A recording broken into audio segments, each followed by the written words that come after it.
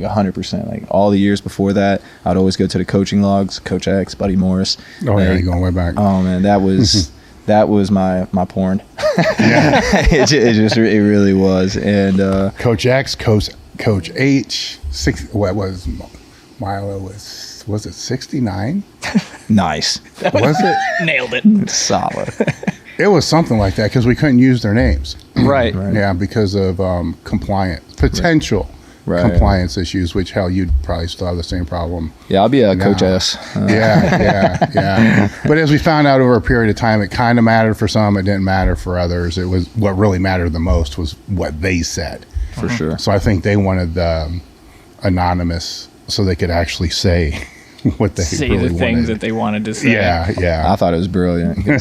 I wish I can like go back and do something like that and build it over a certain time. Start it right now. No one will know. You know, all right, done. Yeah, it was crazy. It was interesting too because I don't know if you could hide it the way it was because years ago by like who the hell was Coach X? Facts. Yeah, I had no clue. I had no clue until years later, and I was like, wow, that's hilarious. Now, what year was that? Like, It's got to be two. because I remember the names. I remember seeing 11 those. or 12, or maybe 12 or 13.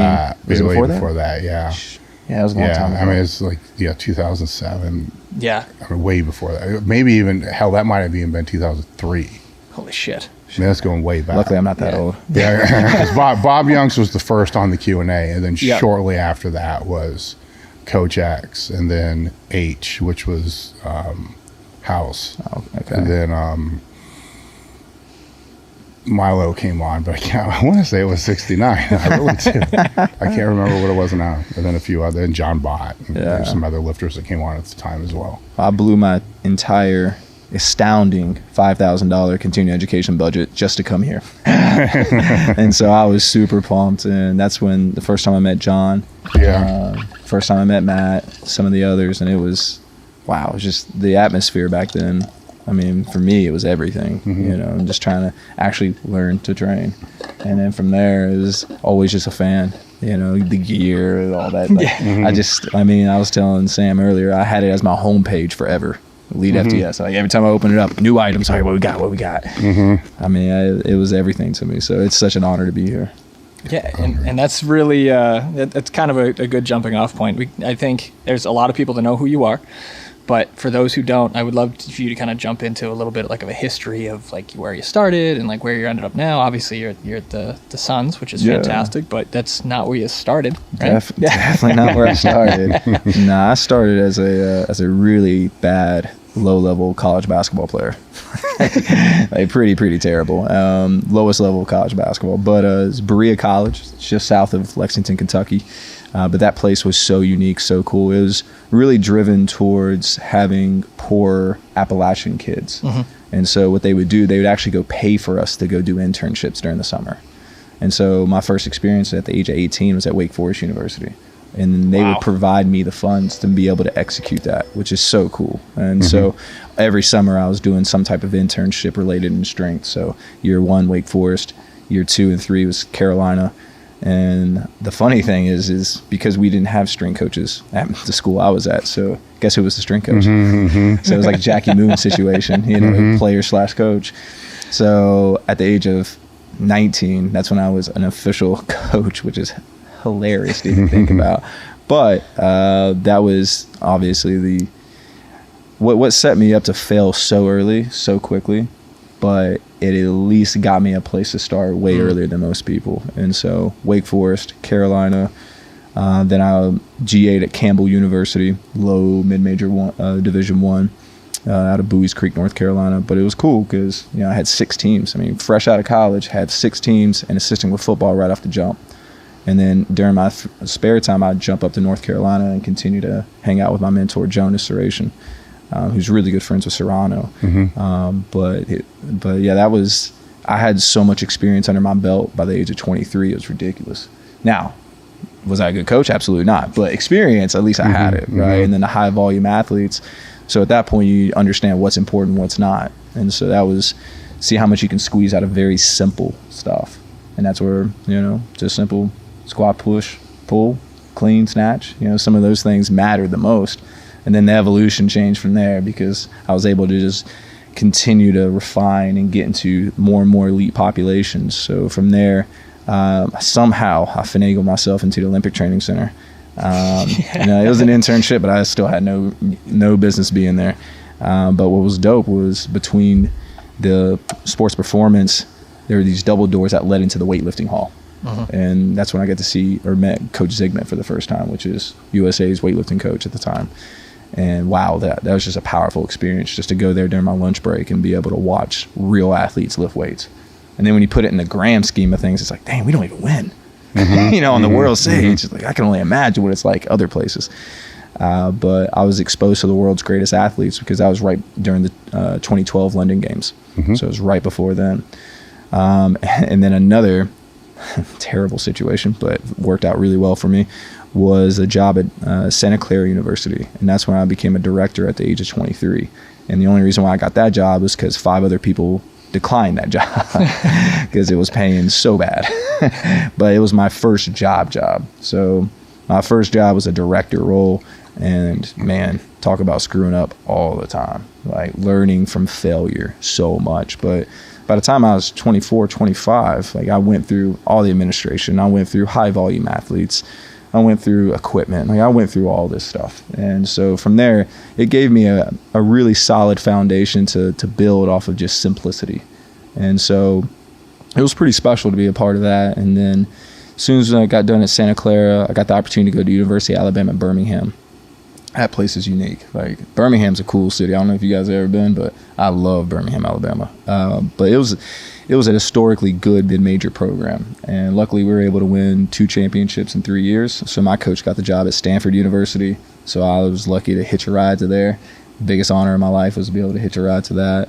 And then 3 years at Stanford, once again, now that was an experience, because you're dealing with a totally different animal. I mean, most brilliant people in the world all in your back pocket, being able to have resources like you never could imagine. Now, financial, believe it or not, none. I was whoring myself out on Instagram just to get free equipment. It worked. But, from there, that's where I was able to refine some things, especially with some higher specialized athletes that are long levered biomechanically. Obviously, certain things aren't going to be the same. And then, So with Stanford, that was basketball, but when you were in Alabama, was that all sports still? No, so I did basketball for a majority of my career. So even since Santa Clara, it was all basketball. Okay. So, I wanted to go military route before I went into basketball. But then after the Olympic Training Center, that fell right in my lap. And I was like, you know what? This is my wheelhouse. This is what I know the best.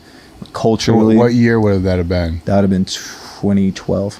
Okay, so that's when the strength and conditioning industry was getting a little weird too. So a lot of people were pulling military because a lot of the other jobs are fading away. 100%. So, and that's where there's more security, right? And more money. Way more money, way more security. More median. Right. Is that the right thing? Median? Yeah. Yes. Median money is way better than. So I remember that. There's more long-term stability there too. Yeah, most definitely. Because when I was at Campbell, that's in Bowie's Creek. That's right beside Fort Bragg. Yeah. So I got to go to the spine and check it out as they were building it, and I was like, "Yo, this is what I want to do." Yeah, and they were hiring a lot too, which was the big point. And I thought for sure I was just going to fall right in there. Yeah. And then the OTC called, and I'm like, "Well, you can't turn that down. Like, so you got to go do that." Yeah. So and then it just led me down this path, which, man, it's interesting. I'll say the least. I didn't think I'd be working with giraffes. Yeah. But it definitely honed in on who I am. Well, it had to have been a big jump going from collegiate to professional as well. Man, I've done like at least over 40 podcasts at this point, and 30 of them I've said I never do the NBA. I was like, I will never go to the NBA. No, because I don't care. Like, they don't train there.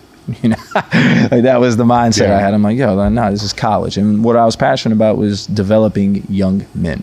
Like, there's much more to it than just getting a bar in your hands. There's much more to it than putting a ball in the basket. Like, during that time, from 17 to 22, that was the time that was most impressionable on me, and I didn't have a good experience. So, like, for me, every time I coach an athlete, I go back and I'm like, I'm really coaching myself because I didn't have a good experience. And so from there, that's why I took that mentality. I was like, look, I can't let these kids or young men come through this program and do what I did, because I did it all the wrong way. Didn't buy in, like blamed others, pointed the finger, never my fault, you know, no extra work, all that stuff. Just did the bare minimum. And so for me, I'm like, God, I would do anything to go back, even though it's Berea College, like it's not March Madness, you know, but just to go through it the right way and develop as a man earlier. Like, I'm still picking up those. I mean, you can ask my fiance. I'm still trying to figure out those ideas in life at the age of 34. But man, that's really that's what I took so much pride in college. But I'll be honest, by the time I got to the end of my college, or at that time, career, it was really just, I got very comfortable. Like it was pretty regimented.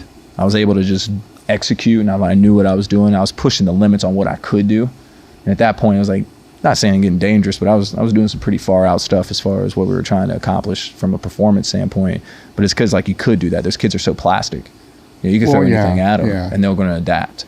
Yeah. See, I could also make the statement. You can agree or disagree that it's also cyclical, because you got them for 3 to 6 years. I mean, mainly 3, right? But you got some you might have 5th year senior, but it's always rotating. So you can never get out of that rut. Like here's the quadrennial for these players. Yep. And then you're finally like, yes, now we can go to that next level. Oh shit, they're gone. They're gone. See ya. Yeah. Send me a note, but send me a card. 100%. But then the next one come in, so you end up in this Groundhog Day scenario. It's like Groundhog GPP. What it is, but it's not a bad thing either for those people that love the certainty, because you can just start dialing it, and just become the best.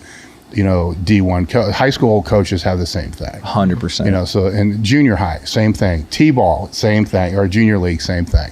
Where now you're at a different level, right? To where I could see being at D1 and looking forward, like, oh man, I don't know if I want to deal with that, But then you get to that level and like, no, wait a minute. This could be 10 years. Maybe because they move around. I mean, there's a lot of things that are beyond your control. For sure, a lot. Yes. But every year that now it's not like you're trying to create this young man for what they're going to do the rest of their life. Right. Now this is pretty much, if they manage their funds, it is the rest of their life for a while, and then after that, beyond your control. For sure. Once again, but I would think I would be more excited about that, because there are a lot of variables, like they can pay to not show up. Right. We can talk about a lot of those if you want to. Oh, for sure. But it's really no different. You got to figure out how to mentally work and connect and get the buy-in with somebody that's. You got to really have that buy-in, because they can afford to not have it. They can afford to go someplace else. They have all these options. That D1 player, don't show up, don't play. Right. Yeah, that was the part that I loved about college was, you do have this accountability piece, right? You have this control, right? So I got to hold them accountable. Here's the consequences. Okay, we're going to develop a true team culture, right? In this level, it's way different. And the reason for that is, like, look, we're all coworkers here. Like, it's not that I'm a coach and they're the athlete. The way I look at it is like I'm their assistant through strength. Like, there's a big difference. Hold down. And so that's where they have stressors that I could never even imagine. Financial, family, like those are some stressors, right? And they're mature enough to understand the consequences of those stressors. And then you add an 82-game season to it. Yeah. That's 8 months. That's 8 months. And that's like obviously that's our biggest training block. And they're playing, last season we had 72 games condensed down into a season where we were playing 3.6 games a week. Do you imagine that? Like, and then you're like, hey, bigger, faster, stronger, shit. So that's where that was the most unique challenge, is coming to the next level, was being able to, okay, if we're not trying to execute outputs, because that was a great thing about college, I could train for outputs. Objectively, this guy gained this much lean body mass, this guy jumped this high, this guy gas ran pedal. 100%. It's all gas. It's all gas. Now I'm working on all brakes, all suspension system. Like, I'm working on keeping them on the court. Now, don't get me wrong, we have our tiers of guys that they get different types based off of minutes played per game, right? So, you're 11 through 15, they're training, right? You're 6 through 10, they're training, but obviously that's dictated based on games. And then 1 through 5, Don't get me wrong. Like there are opportunities where we get to really, really train, but you have to be so precise. I mean, so precise. And that is now my journey, and what I like.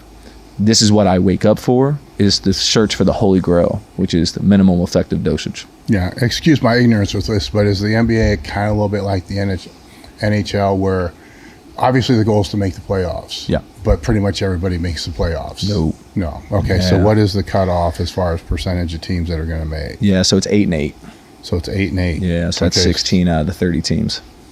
Well, that's half. Yeah, it's half. Yeah, Right. but like, I mean, the Suns haven't made it in 10 years. Okay. So Well, what I'm trying to get at with that is it kind of can change the direction of your training a little bit. Mm-hmm. You know, if you know the higher probability, because Right. then you start to really back off once you kind of get in there. But Uh, 50% is still. So we would say like yes and no to that, because the playoffs is a completely different season. That's what I'm saying. That's what I'm saying. It's Yeah. a different. Yeah. So once we get into the playoffs, then it's actually like more, like we have more opportunities to get better, because How so? the games aren't as condensed. Okay. The schedule's a little bit more lax, and then because you know who you are playing, it's kind of easier to prepare. You know, you've played them 3 or 4 times during the year. It's a little bit easier preparation. Now, playoff basketball is a totally different animal. I mean, it's football. No, I get that, but So- it's interesting. I didn't think of the things that you're talking about. Yeah, so that's where, you know, some of our guys, like that's when we actually train the heaviest, train the hardest. And I'm talking about guys that play, you know, because it's opportunities. You know, like that's where the NBA schedule don't allow you the most opportunity, but when you have them, you got to take full advantage of them. You have to be aware of when that is, too. Yeah. So when we're looking at the weeks this coming year, I mean, there's a couple of times where we play 5 games in a week. Like, yeah, exactly. So that's when you go, okay, well, and then that's when we introduce a concept like microdosing. Trampoline work. Yeah. Where it's like, hey guys, you want to play thumb war today? Like, high outputs, you know. Yeah. So for us, that's when we have to truly dose out our volume and intensity, and we got to space it out as much as possible. So we try to create the most high frequency training you've ever seen. Like think of it as like a weightlifting hall, where you have multiple sessions in a day. And the reason for that is because we're only training 10 to 15 minutes at a time. But certain guys on game day are training 3 times a day because of that. And that's going to allow us to get our work in, because the goal is look at stress holistically.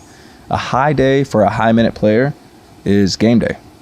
And then if we play 3.6 times a week, the average, then their low days, we're going to bring them in and lift. No, they got to recover. So we got to make their high days high. Super high. So the way we dose it out is we generally have a shoot around in the morning. That's when we hit our accessory work. That's when we're hitting things that are like more high volume, low intensity, machine based things, just basically blood flow, hitting, you know, accessory movements. Then pre-game, that's more of like your potentiation.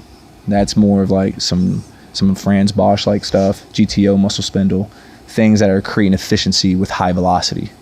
Then post game, whatever they got left in the tank, isometrics and heavy eccentrics. So that's what I was going to ask is how much compliance would you have for post game? Because that would seem like the most optimal at that time strength area. That's when you have to do it. And the deal Well, is the compliance though, man. Yeah. Well, year one, it was kind of tough, right? But I will say this, like our GM and our head coach and our owner has brought in high character. So what if you're on the road?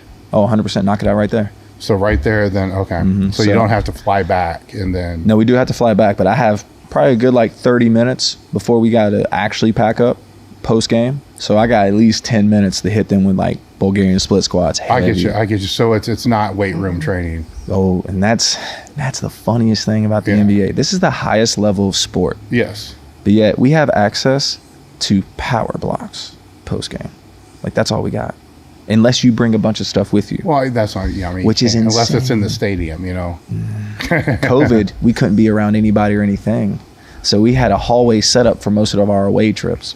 Now we were kind that we had a brand new weight room renovation, so our away weight room actually had some legit stuff in it. Yeah. Still pretty small though. These are I'd like to talk about just long limbed lifters for sure, but they're very long limbed, which that help. it's not that big of a disadvantage to not have squat racks and shit like that all the time. They're not pushing big dick weight. Let's be honest. Well, yeah, exactly. And they don't have the opportunity to let their long limbs fuck them up either. Exactly. And so that's where there's some strategic ways of getting that done. Yeah. And that's where you got to find some ways of loading. I love water bags, believe it or not, because I can carry that with me anywhere I go. I like a K-box, something that can create a high eccentric force, right? I'm tinkering around with an idea of a winch. Talk about the ultimate ISO and eccentric.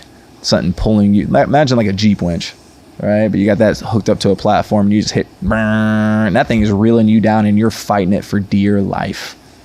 Think of it like a belt squat. Talk about minimal effective dosage. I mean, you hit 1 or 2 reps of that, you're probably pretty smoked, right? And then as far as tendon, now what I'm scared of that is I'm going to rip somebody's adductor. Well, yeah, exactly. A little too long. But you also got to really care. Yeah. And I don't know, like our care and like saying, you know what, that I'm going to hold this thing up is probably a little bit different than they're like, oh, okay, I feel a little something, I'm good. So it's like a 70%. But that's where you have to get strategic. And we've done some things that at a later time I'd love to talk about, some equipment that we developed to mitigate our lack of equipment on the road. It's still in prototype stage, but we've done some pretty cool things. But yeah, that's where it's interesting how we have to train, especially when we're in these tough situations with these giraffes, these long levered athletes. So, positional isometrics is a big one. Anything for tendon health. That's the name of the game as far as keeping these guys on the court, because let's think like the most force they're going to experience in life is through plyometrics, right? So they're already getting that all the time. So I'm doing the exact opposite. We're doing like zero velocity work to the slowest velocity work, just to make up that hole.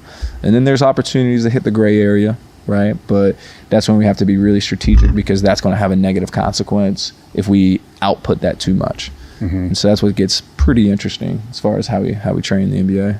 Then you have 4 months, which would be in the off season. Are they around?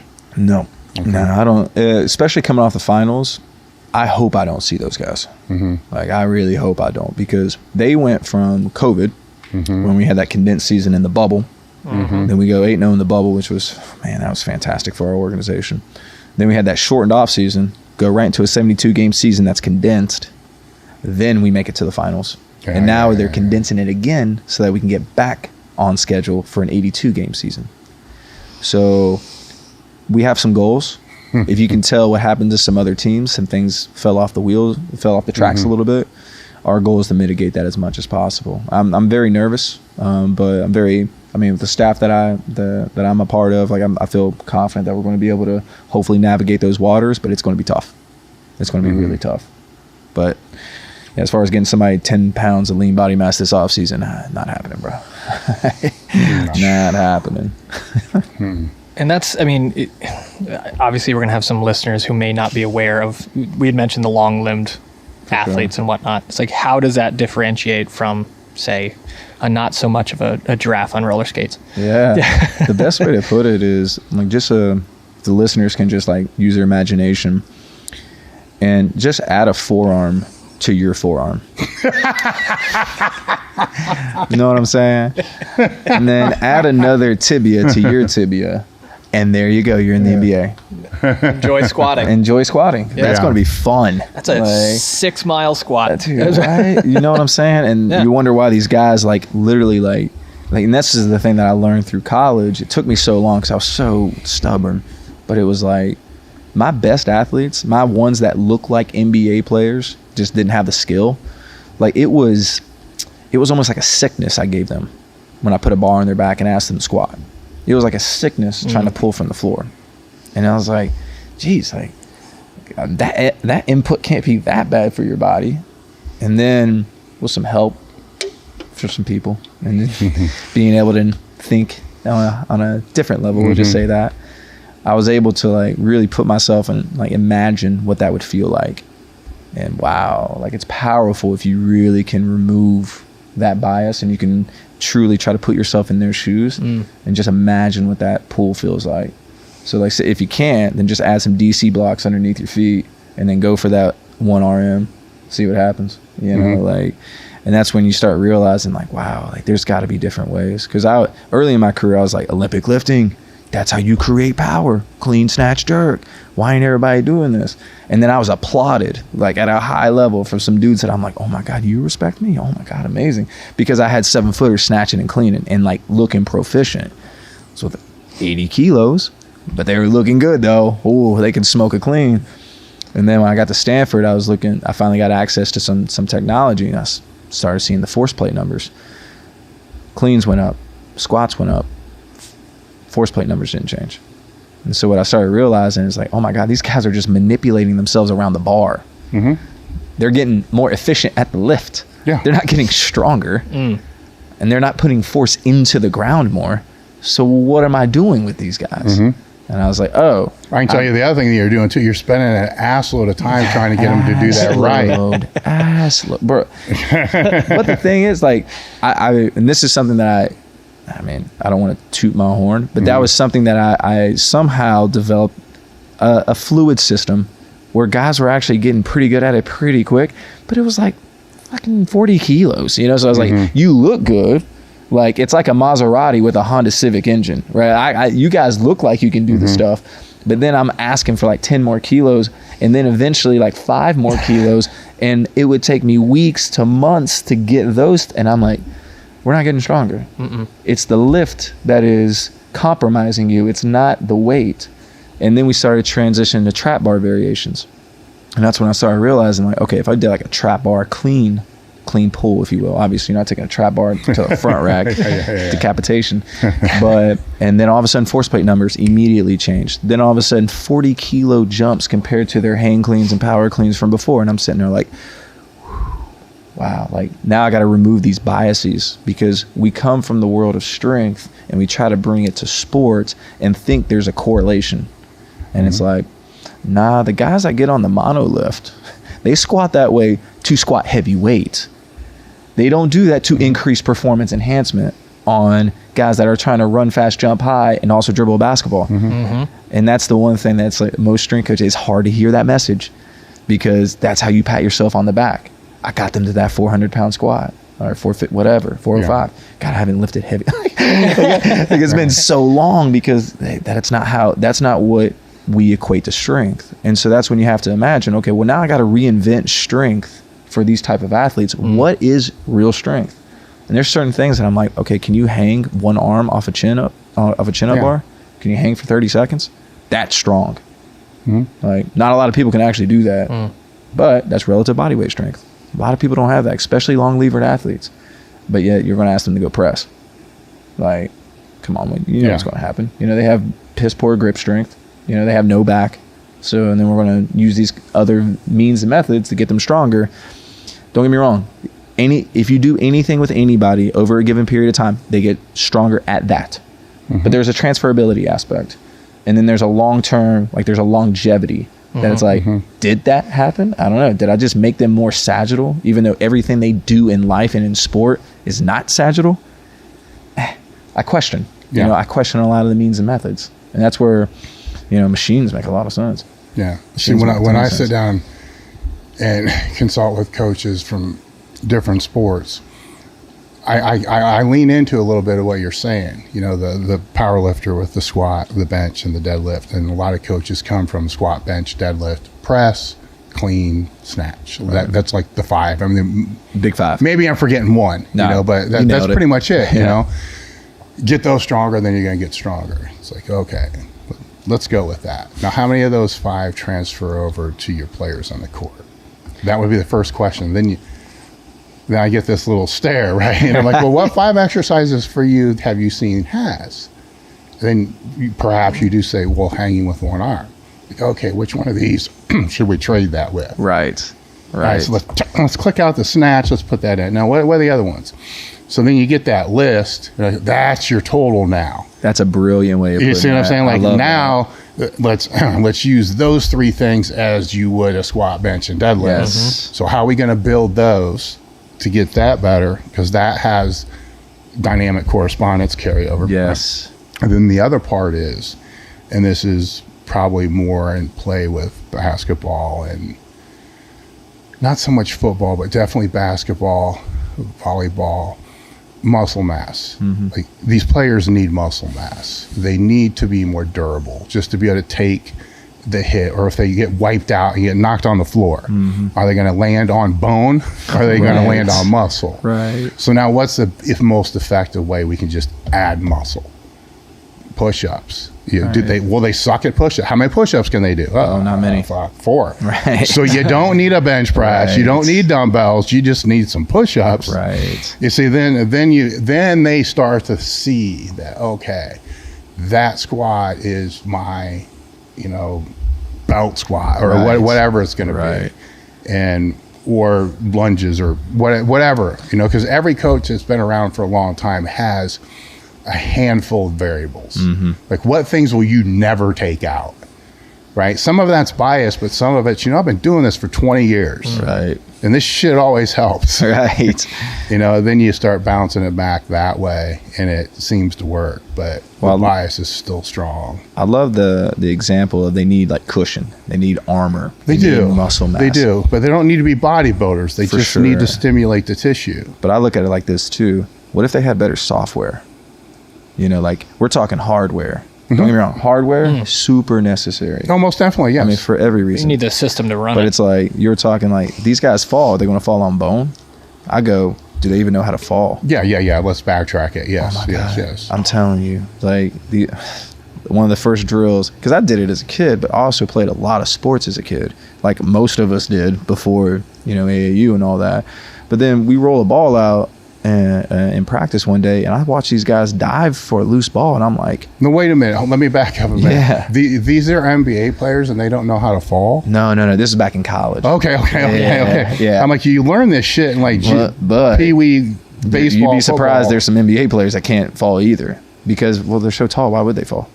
Well, still, I mean, I hear you. I mean, going back many years, I'm old as hell, but that was the first thing you learned when you played football, soccer, or anything else, is the coaches all taught you how to fall. Then you had tumbling. Yep.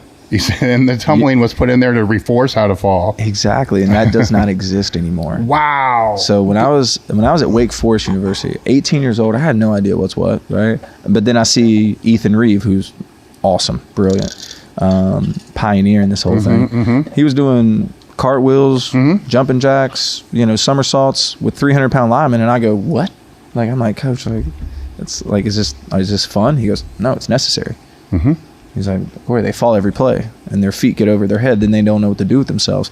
And that's when I was like, oh shit, I don't think I can do that. And I'm a college basketball player, right? And I was like, oh, maybe I need. So like, everybody runs away. It's the end of the day, and I'm out there on the turf trying to like tumble and all this, and next thing I know, I'm throwing up.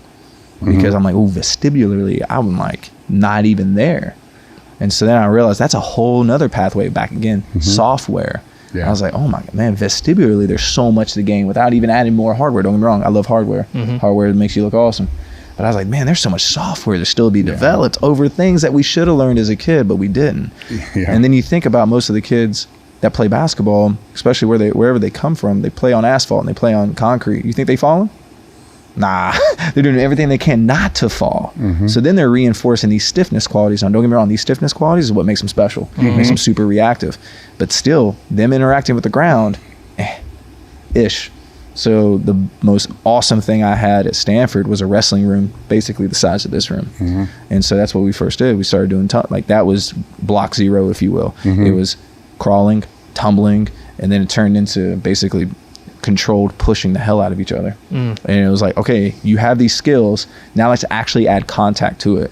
So it was like controlled combat, because it's funny, one day we're running into the wrestling room, we have this dude, I mean, he's like 6'8", 270, and just lean, and you're like, oh my God, why are you here? Like, just go model or something. Like, just go be Adonis somewhere else. But anyways, we're running through we always run to the opposite end of the wrestling mat. And as we're running, I usually find somebody to try to chuck, like just a little shoulder shiver. And he didn't see me coming. And I rocked him. And I cleaned him off his feet. Gave him the hit stick. 100%. And he fell so awkward. And I'm like, oh my God, I just ended this kid's career. Like, he put his hand down, did everything you shouldn't do. And I was like, oh, I didn't add contact. I taught you all these drills. We've done these, and I never added contact. So that's when we started actually, and that's where a lot of judo, aikido, some of these things that I took from those disciplines, and being able to like, all right, I'm gonna push you from the back, go into a forward roll. I'm gonna push you from the front, go into a backward roll. Push you from the side, butt roll. And then it turns into, all right, this is our conditioning. And so you put it on time and you just keep rolling. You want to talk about the best conditioning you can do, and it's also not bad on the joints. And then you're getting up and getting down. I mean, it's pretty good for general athleticism and general physical preparation. So those are things that we highly executed. Now, I'm still trying to acquire some mats and acquire some things, but we've done a lot of the crawling and tumbling in the NBA.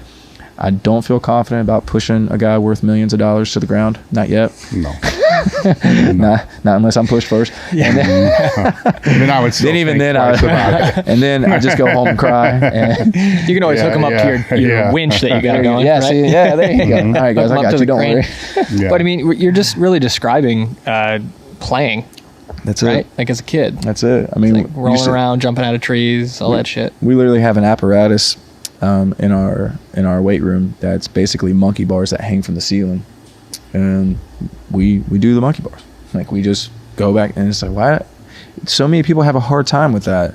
And it's like, dude, it's kids. Like now, see, now you could hook them all up with reverse bands and chuck the shit out of them and not have to worry about them getting hurt. I'll see you guys later. But you remember, like, I don't know if you guys played this, but we'd have one guy on one end of the monkey bars, and then you'd fight. And then you'd fight with your legs. Foot fight, Man, guys can't even hold themselves up to get to the other side, much less foot fight.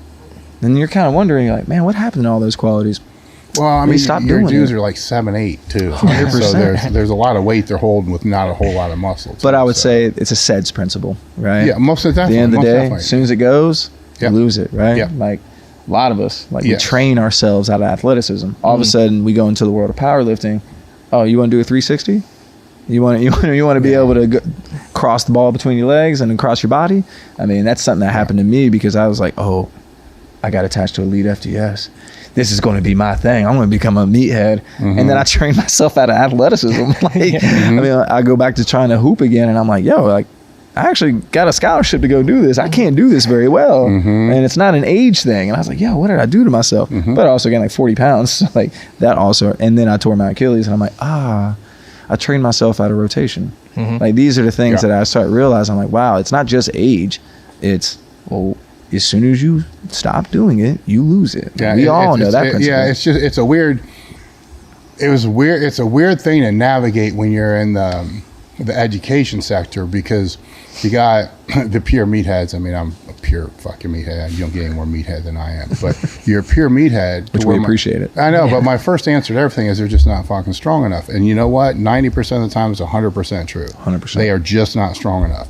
But then I try to balance that with, okay, buddy, Coach H, all these other people, all the other articles, you guys need to force this other part out there, because there is this point with each sport where, and there are people that will disagree with me, which will make me a little bit, that's why I say 90% meathead, make me a little bit less meathead. Right. Where I think there's a point of diminishing returns in all sports. Absolutely. So at what point is that squat no longer applicable to get higher for that lineman? Is it 450, 550, 650, 750? What is it?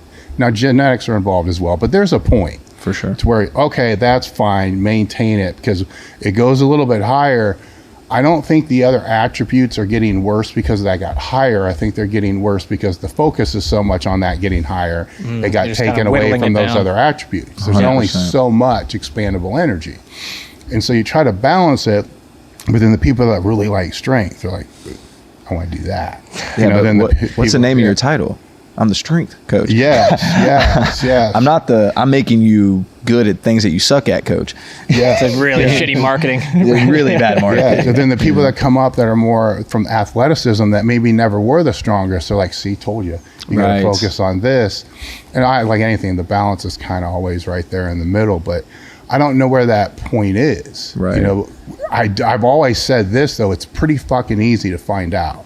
Easy. Like, what do you mean? Well, if you're coaching in the NBA, there's, what did you say, how many teams? 16? Oh, 30 total teams. 30 total teams. How many players is that, right? What's the average squat? I'll say this. Well, half of them got to squat first. Yeah. Bad. Let's forget that. Wrong sport. I feel What's an exercise they all do? Goblet squat. All right, or goblet. No, pull up. I'm sure every team. No.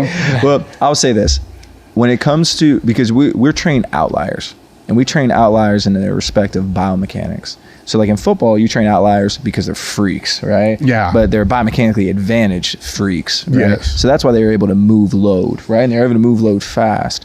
As soon as we started going into biomechanics, that's when we have a guy who's 5'10" and successful, and a 7-footer who's successful. Mm-hmm. Here's the problem: when you get to like the metric or to the heights that you're like, oh, he's 6'4", but he's got a 7'2" wingspan. Yes. Then you go, changes big time. Holy shit! Like there is no standard. Yeah. You can't have a standard of strength, and that's the one thing that I would say is like the best message, especially in basketball, is you have to define strength individually, because we can't have a standard practice because the range is so high. That's as fucking long as this table. Facts. Yeah, you know that. Yeah. There's so many guys that I would never back squat, and there's so many guys I would never deadlift. Yeah. But everyone's going to squat and deadlift in some form or fashion. Yeah. And then you find that, and then progressively overload that over time, and they get stronger, and then you move on to the next. Yeah. And that's pretty much how you do it. But I would love to go, all right, how many of you guys? All right, 135 squat. Cool, that's the standard. I mean, they try to standardize the bench press, and you got your best scorer in the world who gets stapled at 185, and you go, is the bench press necessary? Yeah. See, football is where I typically spend most of the time with the coaches speaking. So to use that, say a lineman, right? So across the board, top D1 lineman, like 450, 500, something like that. 700 is like, okay, at that point, I'm glad to hear that. Let's talk about these other attributes. Is the under, over, what's going to be there? And they have a big variance too, but not as great as what you're talking about. No, they're not 7'5", but they're still going from lying. Mm-hmm. I mean, they're 6 foot, but they're lying that they're 6'2". Right. To maybe 6'8". I mean, there's still that variance in there, but it is. You can find the outliers really easy. Let's say you tested everybody in the NBA on a wide stance, super high box squat, a LeBron squat. Right. You're going to see probably all of them, maybe 185, 2 1/4, decent form. Then I would say that's. If you got someone doing 405, then maybe you ought to spend some time doing something else. Right. I would look at it like this. There is a way to make it apples to apples, and that's when you start looking at force plates. Yes. That's where it's like, well, how do you create that force? Do you create that force slow? Do you create that force fast? And that's where you can start dictating, okay, here are some standards. And that's when you start seeing some real freaks. Yeah, but my problem there is people listening that don't have access. Well, no, the takeaway message is here. There's a lot of sport training centers out there, working with high school ball players that 6'3", 6'4", 6'5". I mean, some of them even higher. Trying to force them into a 17-inch box squat, or ass to grass Olympic squat, and stuff like that. They don't have the force plate, but all they see is, holy crap, even when I have them squat doing I hate the word high squat. I like when I'll call it an athletic squat. Yeah, I like that. Yeah, they can't do a 225 athletic squat. Like, well, maybe that's not, maybe that's good. Yeah, because it would be an issue if they could. Yeah, because in comparison to what? And I don't think that's what they're really looking at. And actually, they could get a force plate if they really. I mean, these schools that are spending $100,000 on a weight room, you tell me you can't get $10,000 force plates. Like, I look at it like that and you go. And there's still ways to for sure Tendo units. There's different ways you can kind of figure out. You want to hear a good one? What's that? So, take an industrial weight scale. Okay, so we all know what that is. Yeah. So take an industrial weight scale, put it inside your rack. Yep. Set up the pins to where it's about like a quarter squat position. And then basically take the bar, what we were doing earlier with the overcoming isos, and then rip into it as hard as you can. How much tonnage do you create? So just look at how much it weighs, right? I step on it with the bar, then I zero it out. Then I rip into the rack as hard as I can. Now be smart about it, smoothly pull it, take the slack out, etc. But then pull, and then do it for 5 to 7 seconds. that could be an easy standard. How much force did you put into that? If you didn't put a lot of force, you need to get stronger. There you go. Hillbilly force plate. Hey, 100%. Now you're talking my language. Yeah, see, that's what I want to get to is the people that are training those players now. Because they have some. I mean, granted, they're probably going to have more. Basketball players are harder to get in because for whatever, because they don't think they need to, for one thing. Right. I mean, that's one big problem. The other thing is they play a lot. Yeah, They play a lot. You know, but even their hobby. Yes. You know what I'm saying? It's like their hobby. It's like, let's just go play. But you got to look at when it comes to assessment. In my opinion, this is where I think a lot of people get things wrong. Is their assessment is a skill-based assessment. When it comes to training is a skill, and you have to develop that over time. The problem is when you're using that as an assessment tool. Well, there's a huge continuum there. There's a big problem. There's big problem. 100%. Yeah. So let's say, for instance, you're using it as a clean, as a 1RM, as a tool to assess their strength. To me, that's not a good tool. For an Olympic weightlifter, it is. 100%. You see where I'm going to go here? Exactly. For a power lifter, it is. So what would it be for the basketball player? And that's where it has to be zero skill. And so when I look at it that way, all right. What do you mean zero skill? So something that has a very low learning curve, but it has a high output. It couldn't deviate the results based on skill. Based off skill. Right. So for example, if I took a med ball, standardize a 10-pound Dynamax med ball. All right, throw it as far as you can. It's a pretty good metric. Doesn't take a lot of skill to do. Great tool to see power. And then you take a 10-pound med ball, a 20-pound med ball, a 30-pound med ball, test all of those. Based off of the load, now you got a force velocity curve right there. Boom. Yes, exactly. Now you know the guys who have high force or low force, high speed or low speed or velocity. And from that standpoint, hey, I don't have force plates. It's okay. Not only that, you can find the most optimal weight to train with. Exactly. For what quality? What quality and what phase of training. Exactly. And what a great testing tool and competitive tool. Those guys go out there and start ripping med balls. To this day, I still haven't had a guy get hurt with a med ball. At least I hope not. Not to this point. But that is an easy one. Concentrical. Exactly. So that's an easy way of doing it. And that's where kids can do it, and it should be no problem. And I have high-level athletes, like that one monkey bar setup I told you I had. In the middle of it is a gigantic steel plate. And guess what we do? We rip med balls into it as hard as we can.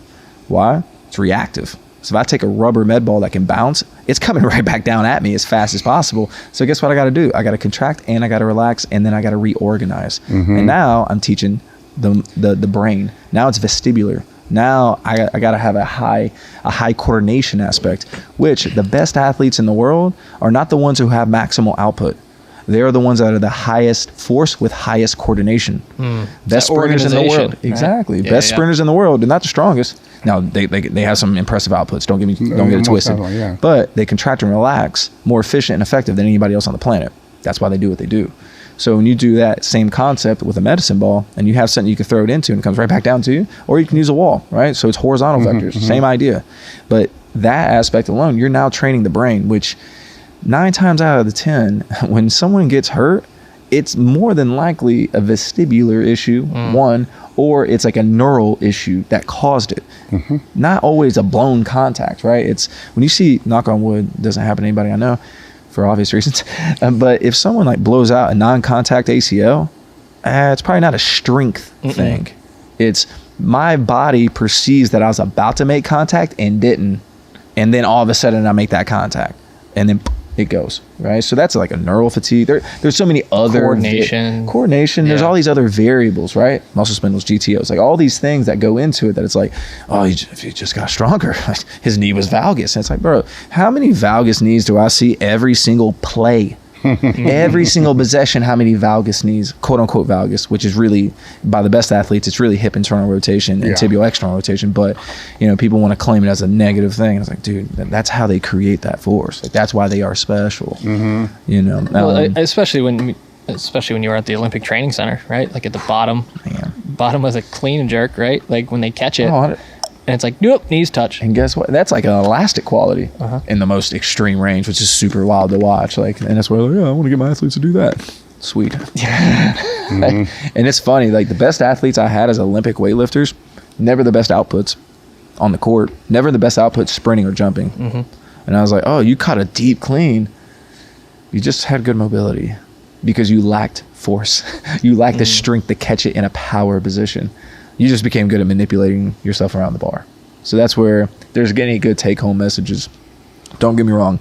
I'm an advocate of the Olympic lifts in certain areas. I mean, I was for most of my career, but I don't have that time anymore. And especially when the NCAA changed it to 6 hours a week opposed to 8 hours a week, I don't have that time.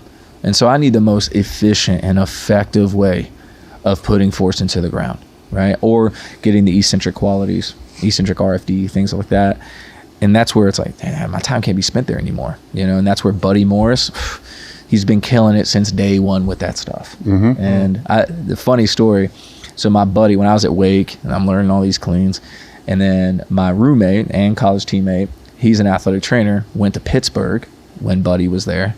And I come back talking about cleans, and he's like, yeah, this one guy, like, he just hates cleans. Like, he doesn't think they're good. He's like, he just does medicine ball throws. I'm like, what a jackass. Like, this guy sucks. And now me and Buddy grab lunch like once a month together, and I'm like, dude, you're my favorite person like ever. Like, I wish I would have listened to my dumbass roommates. But it's like that, the brilliance and simplicity into being able to have high intent and high force. I mean, once again, if you're an Olympic weightlifter, your test is the clean. So you should be high proficient. For someone who else is not that, a medicine ball throw, you could probably learn in 3 seconds. And then over time, you're probably pretty proficient. And then when you see a 5-yard increase, a 3-yard increase, it's very objective. You did something right. You know, because then you can test that. Then you should be able to tap out quick. Like, oh man, I can't get past 30 yards. But then all of a sudden you get that 34 yards and you're like, oh, whatever I did in that training block, something was right, or whatever prepared me for that throw, that timing, that periodization, that whatever, that was the cause and effect. And I think the problem in team sports is it's too hard to identify what cause and effect is, other than, did you get hurt? Did you make it through that season? Okay, cool. Because it's too hard to continue to testing outputs in an 8-month season in 82 games to quantify, did we do a good job, other than did you get hurt or did you not get hurt? On the other side of that too, you guys have so many metrics that you don't know where the correlations are going to begin or end. Just player metrics. Yes. So we have like second spectrum, which is basically video analysis, which is telling us high speed sprinting, change it around. It tells us all these really cool metrics. Don't get me wrong. Yeah, playing time, foot impacts, you know. But then you have to ask an even deeper question. Then you go, well, what opponent did we play? Then it goes, you know what I'm saying? Then it's like, why didn't we get those high speed sprints? Well, they didn't, you know, they played this type of defense. And that's when you get into the analytics, and that's when I'm like, I'll just stick with strength. Or they knew going in, you know, the game should pretty much be a wash. So they're mentally in. They don't need to be full in, but they're just mentally in. Well, I had a good example is before we went to the bubble, we had about 6 weeks of like downtime, right? Because no one knew what was going on in the world. Right? And so luckily I had some of the athletes and the high minute athletes would come to my house and train, right? Which is hilarious. They would pull up in a Ferrari and stuff like that. And my neighbor's like, yo, what's going on? And then you see like this high level athlete like sprinting down the driveway, and they're like, you think you could find a better place to train? Sprinting down the driveway, they get 5 steps. All facts. It's a long drive. But that was the interesting thing with this one particular athlete. It was the only time that he's ever dedicated to truly sprint training, because it was the only time in his life he actually had that kind of block to dedicate to something outside of basketball. So it was truly like, okay, since his, like, I mean, you got to think, like, if you're a truly high-level guy, you're playing AAU ball at the age of 12, and then what breaks are you really getting even through college, the draft, and then you're in the NBA. So we had, like, a 6-week block to actually, like, train. Now, forward to the bubble, we're getting, you know, calls from certain tech companies, like, you know, the ones that are observing our metrics. And they're like, oh my gosh, this particular player, like, he's never had this many high speed bouts. Like, it's a problem. Like, he's red flag. He's going too hard. And then I was like, no, he's prepared. He's had a higher level of preparation. He's never had this kind of time before to prepare. And it's only 8 games. So it's like, imagine if basketball, the NBA, was played once a week like football. Holy outputs. Like, wow, the amount of preparation. I mean, you would see the most craziest plays and dunks and contacts. Or on the flip side, it could be the boringest game you've ever seen. That too. Because that amount of preparation. Yes. But I would, like, with these, like, freakishly gifted athletes, athletically and skillfully, imagine them, like, well rested between games. Whew, man, I could only imagine, you know. I mean, those outputs would actually scare me over like a longer period of time. Like, say, like they had like a 50-game season and did that, because they never get the opportunity to truly hit those outputs often, because they are under this fatigue state. Yeah. So it's almost like a gift and a curse at the same time. But that's what's super interesting about these qualities that you're trying to quote unquote maintain. I mean, maintain's a tough animal, especially for an 8-month season. We're maintaining. It's like, no, you're just getting progressively worse. And then, they get hurt. Now it's our time to train. That's typically how it goes. And that's when you're like, well, that's kind of a sucky way of getting into performance. You know, it's the reality. It's the reality. It is. And then, even any pro sports, I'd say the same thing. 100%. But at least in football, you only play once a week, and your season's half the length of time. You know, that's where, and that's the greatest thing about like strength. You know, that's where strength wins. Why? Because there's so much more preparation for the competition. There's more competition than preparation, and that's the difference. And that's when, as a strength coach, like you got to think more of like PT. You got to think more of like, well, how do I actually keep performance high? And yes, there's that resiliency and durability by just getting cock strong.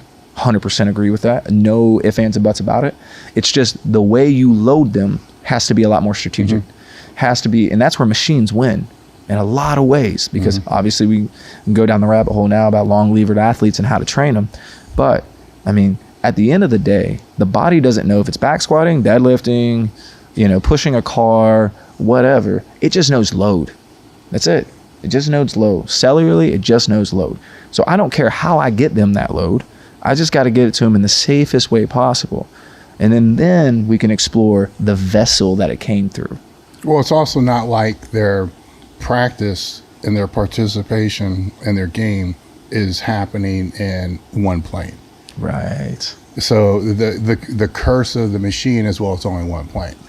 But their whole sport and everything else they're doing is kind of taking care of the rest. Exactly. But explain a little bit more why you like the machines for the long levered. Yeah, I mean, the long-levered athletes, once again, going back to our example, add a forearm, add a tibia. Yes, right? yes. Go back to that example and then go, but if I'm on a machine, I don't have any skill.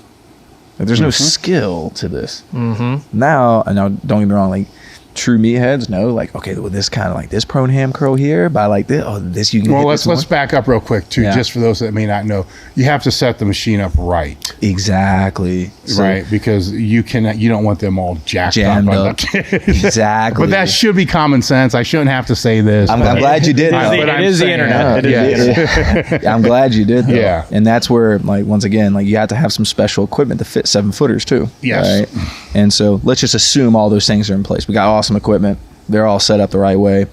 Now we take the skill component out of it. Well, now I can actually load them. You know, if I put 315 on a back squat, or I put 315 on a hack squat, you know what I'm saying? At the end of the day, a squat's a squat. Don't get me wrong. There's ground-based things. There's things that I can get from balance and proprioception. I totally could not agree more. But let's keep in mind, these are the best athletes in the world. They move better than most people in the world. And so do I really need to get that from a barbell? I can get that in other ways. And you can get that proprioception in using less weight in a safer environment. It's like you don't need 315 on a bar to get one of your players, right? And if they were using a hack squat, like you can push them to that. You can press the gas a little bit heavier on something that's more stabilized. Absolutely. Right? And then what's beautiful about your setup here, I do the same thing with my Smith machine. I just reverse band it. So now I get them through full range, which is nice and healthy for the tendons and joints and everything like that. But man, once they come into that athletic squat, that's when it's like, oh shit, like you got to strap in, like this is heavy, you know? And so now I'm getting all qualities in one. And then, you know what I do? I superset athletic things with it. So now I'm not confusing the body. I'm like, okay, here's something heavy. Okay, now take all the software out. You just got to go hardware. Now let's incorporate that to something that's complementary to the software. So for instance, if I'm doing a heavy hack squat, well, let's go back over and do some medicine ball throws, and then more importantly, catching those medicine ball throws. I'm reorganizing myself to accept load. And that's what's going to, and then they do the outputs on the court. They go jump and run and change the direction on the court. And I'll throw another and in there. And people wonder why our hack squats are so big, why our leg press is so big, why we have a 9-foot lat pull down, a 9-foot, whatever you want to call that, functional trainer. Which is amazing, by and the way. our low row, our chest supported row we just came out with. I mean, the rules with that is it's got to work from somebody that's 5 foot all the way to 7'3", and that goes into that. Now, still there's still some of your guys are going to fall outside of that, which is to where we'll have to customize stuff for that. But that explains a lot, because they just walk into a normal commercial gym, your normal hack squat, the one where you got to use your little butt, you got to use your butt to put. There's no way in hell, they can't get in it. It's a seated calf race for them at best. Just imagine. No, a donkey calf race. Right. Just imagine, and you go buy a Ferrari, why? Yeah. Like, this world is not made for those individuals. And then you got great companies that actually make equipment for them. You know? So once again, I applaud you guys for doing that, because, man, you saved me a lot of, because then or else I'd have to go, okay, let's go ground based and let you train sub maximally all the time. This is my way of actually getting them load. And it's tough for real meatheads to hear that. And that's where I'm so happy that my passion early was bodybuilding, even though I'm the worst bodybuilder, right? Hey, great in physique though. Looked great in board shorts. Looked great in board shorts. But that's when, I followed a lot of the stuff that you guys do here early in my career. And I was like, wow, I stayed with that. Now, I was secretly in the fitness center, bumping out my prone hams before I hit my squats and all that, because that was the way it made my squat feel good. Why? Because John Meadows said so, and it worked. And then that's where I was like, man, these are the things that are special. And now I'm like, damn, I'll be damned. I'm doing this with the highest level athletes, the freakish athletes. Why? Because it works. It gives them a way. Once again, back to that, it gives a vessel so they can receive that stressor, so they can get that stimulation, response, adaptation. And that's the name of the game. And a lot of people, it's tough for them to have the creativity, or basically allow themselves outside this bias to be able to go and look and explore in other avenues. I mean, there's a lot of strongman stuff I like. And then there's a lot of tumbling I like. I mean, there's a lot of grappling, stuff like that. It's like, man, that's strong too. You just can't put an objective number to it. Doesn't mean it's not strong. But at the end of the day, feed them what they don't have, and just find it from another sub-discipline. Simple as that. Yeah, I mean, the stuff that we were doing earlier in my head, even before, when we were talking about it, I'm like, yeah, cool, isometrics, cool, got it.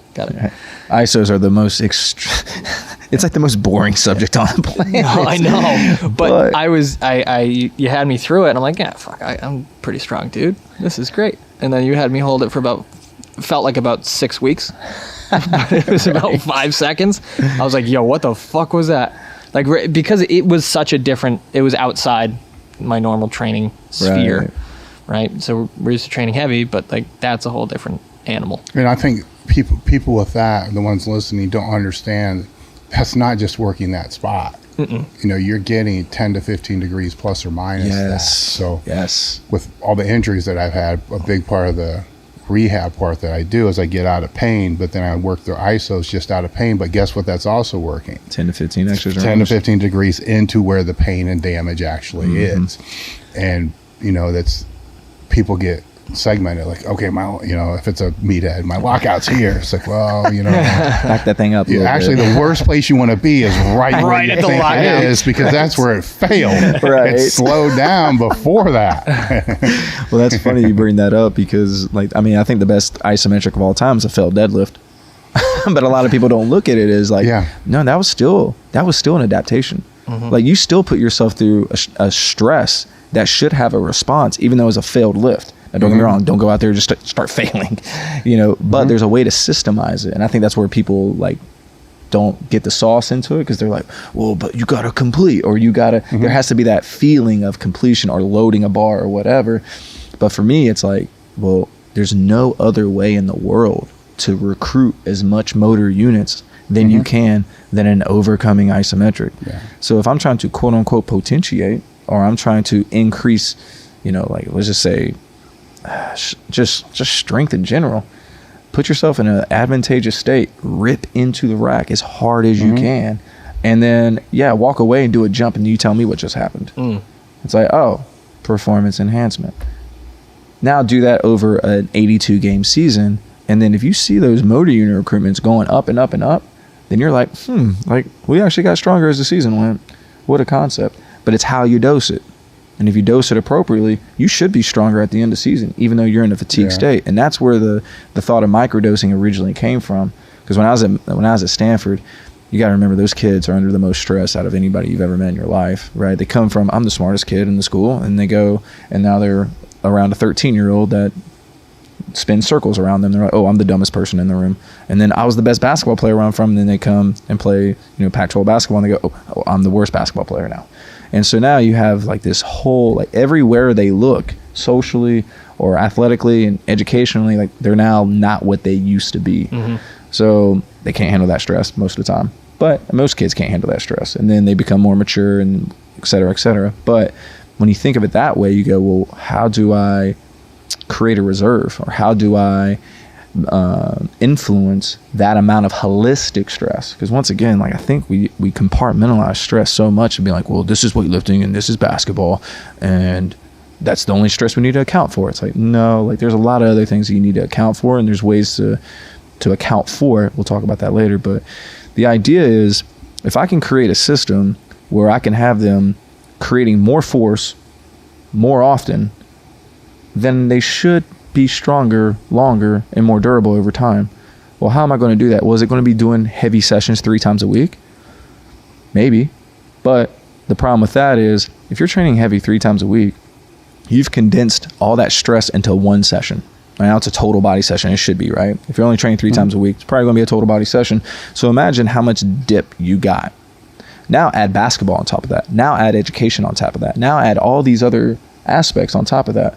Well, what if we took those 3 days and then spread it out as much as humanly possible? So now we're training every day. So every day we had competition at Stanford, we lifted, even on game day. And that's another thing that, like, we lift on game day. Game day is the most important day to lift, in my opinion. But anyways, we now train 5 to 6 times a week, but they're in 20 to 30 minute segments. Once again, we're dispersing that volume and intensity. And then you look at some of the best lifters in the world. What do? Do they lift 1 time a day? No. I mean, there's feeder workouts. There's all these things that attribute to their overall success, and it's not all condensed in one session. You know, when I was at the weightlifting, or basically at the weightlifting hall at the OTC, I mean, they train 3 times a day.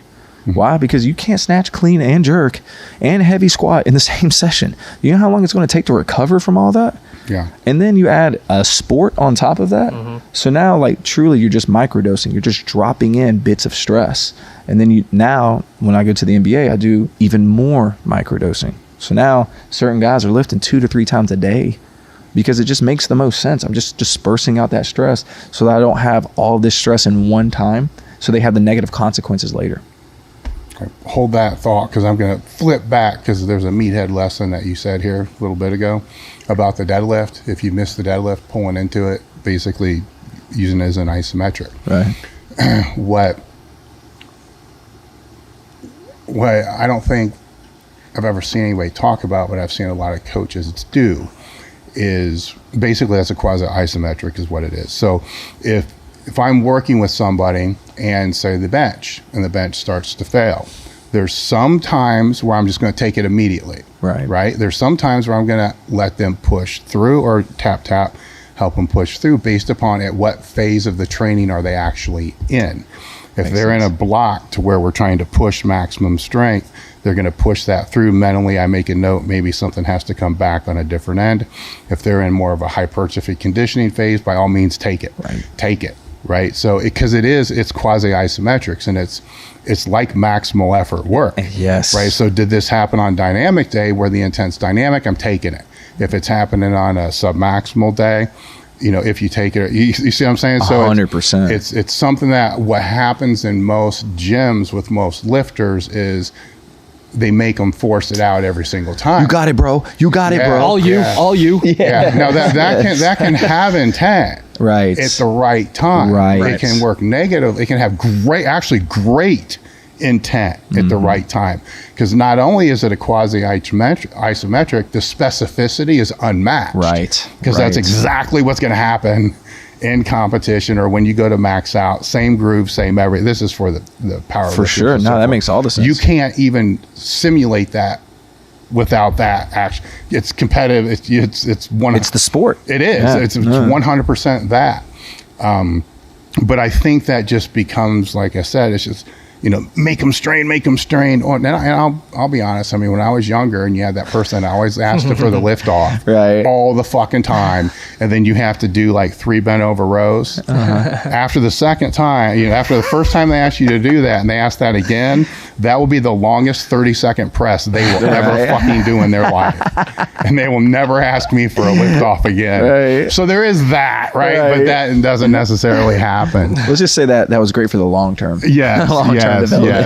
But the microdosing that you were talking about, when I was competing, there were 3-4 sessions a day. Right. Just there were feeder workouts for the main workouts, and there were recovery workouts after the main workouts, but that all played into what phase of training are we?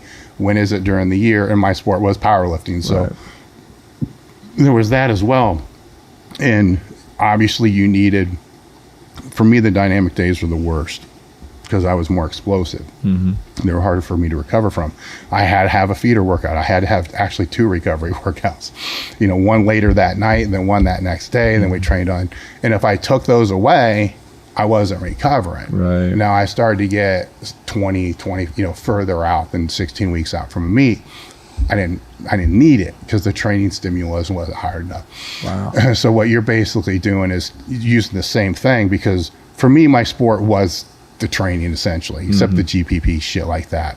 But that still had to stay in there, even the more bloated, fatter, and heavier I got, because I couldn't recover. While it was cool to have lower back pumps, which I found out later is stupid as fuck. But while it was cool to have the low back pumps and be purple and all the other stuff, I still had to be able to get through my sets, right? Or to get through a meet. And it's interesting to see how that gets applied outside of Olympic weightlifting, which I know a lot, not a lot about, but I know the training philosophy of it a lot, into these other sports. I think the coolest thing you said that I hope that the listeners are really listening to, especially if you train for sport or team sport, is the feeder workouts, like the recovery lifts. Like a lot of people don't look at like, oh, you lift to recover. It's like, no, like there are so many benefits to having these feeder workouts. Yeah, they're different intent, man. 100%. Yeah. And a lot of people, I said this on a couple of podcasts earlier, and they're like, what do you mean you lift to recover? I'm like, wait, you guys don't do that? Like, just, all right, high volume work? Like, you don't, like, we use 1x20.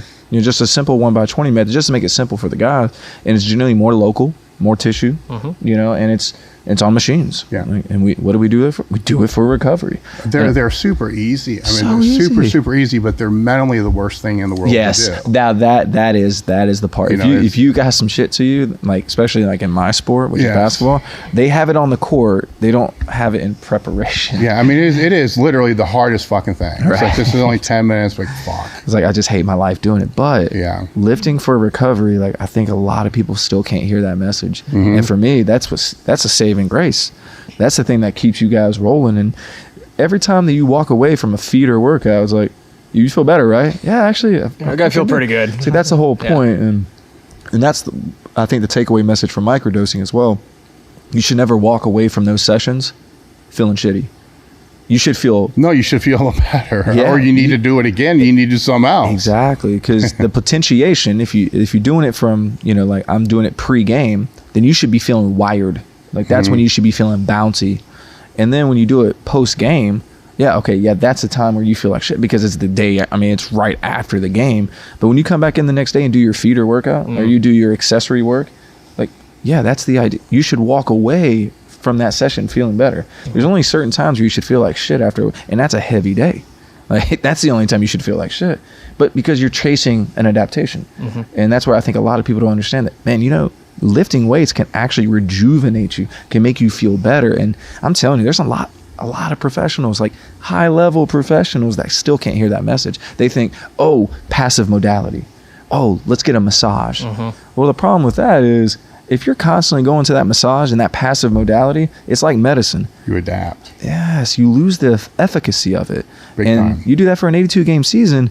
Well, what are you going to get, a 4-hour long massage? Yeah, you ran out of tools. Right? Exactly. Yeah. And that's where, like, do the more active recoveries. Yes. and quote unquote active recovery lifts, and that is going to hold a lot more water at the end of the year than it is just constantly getting rubbed down.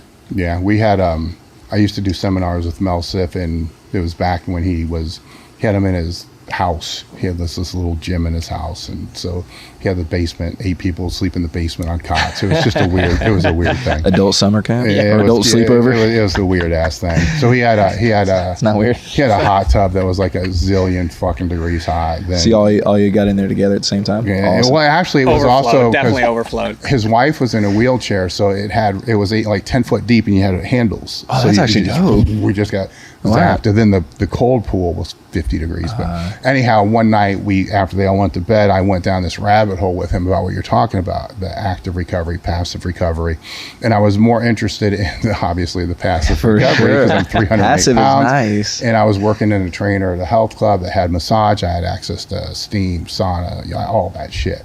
And the first thing that he told me was exactly what you just said. Dave, look, the whole super compensation cycle, how you adapt to training, same thing happens with recovery. And you need to figure out what passive modalities work best for you, adapt to it, pull it out, save it for when you're going to need it before the meet. Make that your best modality, and then test all the other ones. And I'm like, well, what about, because pine baths and all these stupid fucking baths, he's like, do them all in the off season, figure out what works, put it in here. And then it was like, holy shit, the last 4 weeks out, I had this perfect recovery modality phase that I never adapted to that. I was able to actually pull some of the active out the last few weeks just to hold more water, Right. And hold more glycogen. But it's some things, and it is some things you adapt fast, Right. real fast. Other things you can cease the adaptation just by the duration. Like some people will, do saunas for fucking ridiculous heats and ridiculous amounts of time, but I can never freaking go in there for 180 degrees for 20 minutes. I'd fucking die. But it's a big takeaway though. But his biggest thing is these are secondary to the active. Yes. If anything, these might need to be done immediately after training to get that process started fast, or immediately before you actually do an active recovery session. If you're really sore, if you get in there and knock out some of that stuff, work some of that tissue, loosen some of the tissue up, then it might be a little faster, because he wanted the active recovery sessions to be minimal. Right. So if it had to be longer, well, then that other stuff could fall in there. But you are right, people, it falls on deaf ears when you say, look, it feels good, I get that, but because some people say, man, I get a massage twice a week all the time. Or I see the chiropractor by the same person. I see the chiropractor every Wednesday for 10 years. Like, okay, so that makes sense. That's a great chiropractor you got there. Yeah, it sounds like it's working. Right. I think the one thing, like I love that you said that, is when I was at Stanford, my guys hated me for this because they finally figured it out. Right, they're smart kids. They figured out what I was doing. What I did was I had a list of modalities. And obviously they included active and passive. And I said, what's your favorite one? And of course everybody said massage, right? Number one favorite. I was like, great, we're not having that until until conference play and until like tournament time. Like, what the fuck? Like, come on. It's like, nah, like, because if that's your perceived best one, then that's the one that's going to be the most effective. And so guys, like, and that's where I haven't heard it from anybody, and that's the craziest thing. The only person I've heard this from is Sam Gardner, who's at the Olympic Training Center when I was there, and he's awesome. He was the only one that talked to me about periodizing recovery modalities, and it's crazy. But like, we're in an industry, especially in professional sport, where these guys have the means, like you were talking about earlier. And they can have a massage therapist living with them if they wanted to. They got the means, they have the money, they have everything. Not only that, they have their stimulus, like you said, with it. They have to do this. Yes. If they want to last, they have to. They have to. And so the one thing that it was my biggest message to, I won't implicate players, but my biggest message to my high minute guys was, look, guys, the antidote is in the poison. I'm like, you need stress, certain kinds of stress, to feel better. And for them, a feeder workout is a stress. But I'm like, look, the antidote for you feeling better, for you to perform higher, is in the poison. It's through work. And that's the hard thing to understand at the time until you buy in, until you feel better. Because every time they get done with those feeder workouts, it's always, how do you feel? How do you feel? You feel good, right? Yeah, fuck yeah, I'm awesome.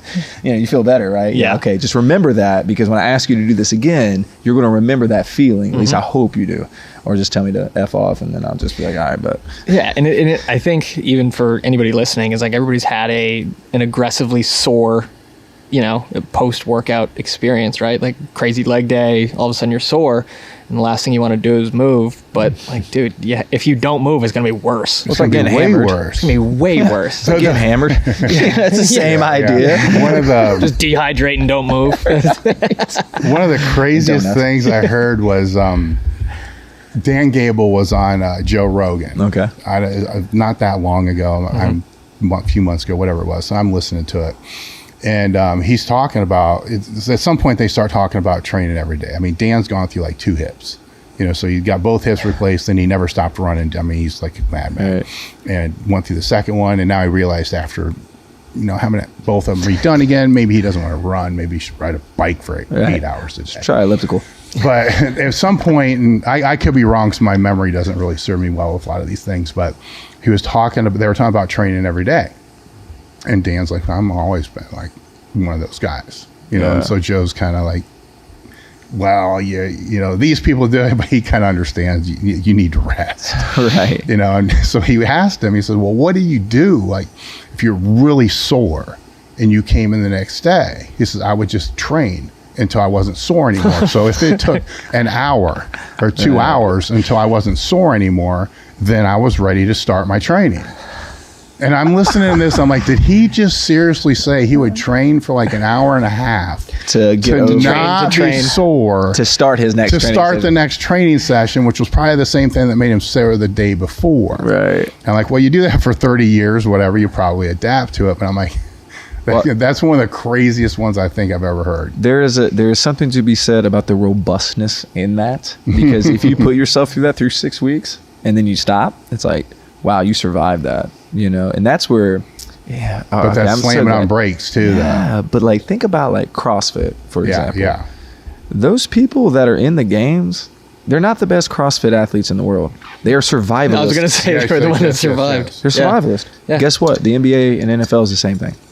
And a lot of people don't look at it that way. Like, nah, you're the best. Well, I mean, there's some hella basketball players that didn't have a long career because they couldn't have a long career.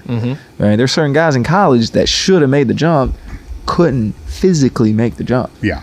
And so, like, Grant Hill's a great example. Like, in my opinion, that guy should have been a Hall of Famer, like, high-level Hall of Famer. That dude was hammed up by stuff his entire career. Once again, like, all high-level sport, no matter what it is, or high-level anything, you're a survivalist. So basically, you've adapted to all the BS. And that's the same thing you can look at Power 5 football. Not to say anything bad about the strength coaches there or anything like that. There's really great ones. I'm assuming there's pretty terrible ones. But the thing is, like, when you have that high level of an athlete, it doesn't matter what you throw at them. More than likely, they're going to adapt to it. And they're going to survive that and overcome it. And still, in the face of all that, perform at a high level. Especially when they're young and plastic. But when they become older, and that's when, like, I've been learning trial by fire because I've just been crushing myself. Because I'm like, yeah, I can still do these things. And then when you go into the NBA and you're still trying to be awesome, well, 20 pounds lighter and a shit ton weaker. And the next thing you know, you're like, I'm still trying to hit those same numbers. And that's why I come here with a fucked up back, trying to be awesome. Because I'm like, yo, I'm going to elite. I gotta be awesome. And then blow a kidney out, dude. Exactly. No, but let's reframe that though a little bit. Let's say that you had some competition of some sort a month from now, triathlon, I don't know, whatever the fuck you were training for, you wouldn't have done that. Oh, no, for sure. Right? There would have been a lot more strategy. That's what happens when you become this washed up meathead. Yes. Is you have a sliding scale. Yes. It's like, sorry, I get a little fucked up. That's okay. I just it's do okay. it later. Especially as a coach too, right? You're like, I know better than this. Yeah. Well, here's the problem and I tell this to all strength coaches. You get a little bit of knowledge, and then all of a sudden you become the exception to the rule. And then you're like, well, no. I can push 10% more because I know this shit, right? Like that makes sense. I know. And then you're just mangled, and you're like, yeah, I mean that was a freak accident. Like, you know, after 30 freak accidents, then you got to start reassessing. Like, do I have the proper things to actually train at this level? And, you know, when I was like early career, 23, 24, I was like pulling 3 times a week for no reason, just the sake of pulling. You're like, how many reps over 90%? And then 14? I would finish with like basically an AMRAP of rack pulls, you know, and I'm like, I'm just go as many as you can, just, you know, because that's going to build that. And I'm like, dude, and like, once again, survival, like, how did I survive that? And then now I go like, well, I think I'm going to like push my deadlift on a couple of Sundays ago at LA Fitness and blow your stuff out. And you're like, all right, you know what? I wasn't going to bring that up. No, I'll bring it up. I'll self-deprecate myself. I got hurt at LA Fitness, guys. It was awful. No, my advice to you on that one is when those stupid thoughts come like that, you have to pause for a minute and say, okay, how long would it actually take me to prepare for this? Or what I'll do is I'll pause for a minute and say, okay, what if I wanted to do 100 pounds more than what I just said? And then how long would it take? Right. And then I get it out to like 5-6 months. Oh, I'm like, okay, now what do I need to do to get ready? And then I go through the whole preparation process. And then you realize it's not worth that preparation. And then you're just like, no, I fucking do it. No, not me. I'd be like, no, it's not worth it. But I always I always set my goals for like October for the end of the year. Yeah. Because I just assume I'm going to get hurt, you know, at some point. I love that, actually. Well, I've seen it. Just assume the worst, right? It's just... and then program from the worst. That's actually a great idea. And it happens for reasons that I can't really...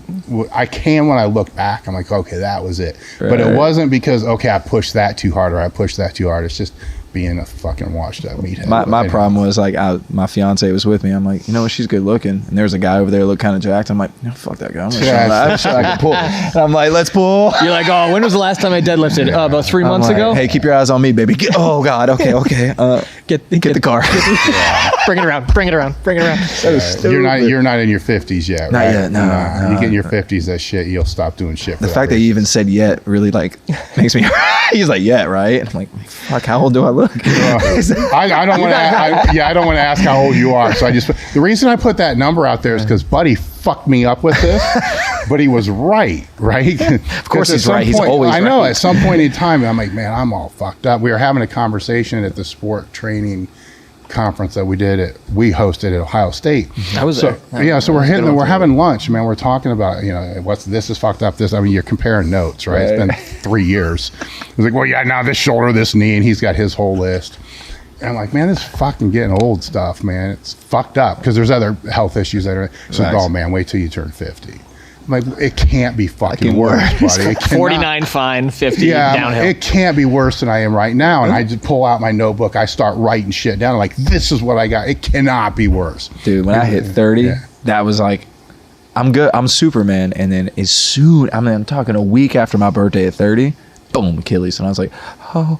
Yeah. That was the most humbling experience. You gotta stop going to LA Fitness. Dude, God, that one was LA Fitness. Jesus Christ.